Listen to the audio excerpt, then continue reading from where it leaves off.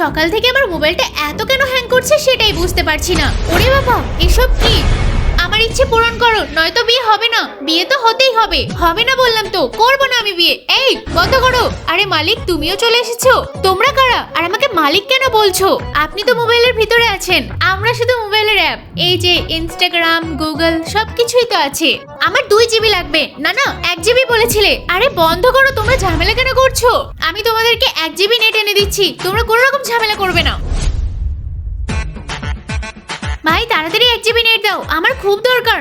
এই তোকে আমি আর দেবো না, তোরা অনেক টাকা বাকি আছে। আরে ভাই একবার দিয়ে দাও না, খুবই দরকার আছে, নয়তো আমার বিপদ হয়ে যাবে। তোকে তো আমার নেট দিতে ইচ্ছে করছে না। এই তুই হটস্পট অন কর, আমি নেট দিচ্ছি। না না না, হটস্পটের কাজ না, নেটই লাগবে আমার। এবার কিন্তু শেষবারের মতো করছি, পরের বার টাকা না দিলে না আমি নেট তো কখনো দেবো না।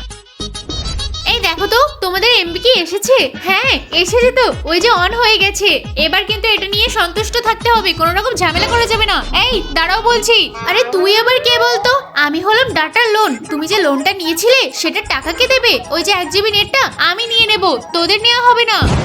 ধ্যাত, আমি বিয়ে টিয়ে কিচ্ছু করবো না। আরে ওরা তো আবারও ঝামেলা লাগিয়ে দিল।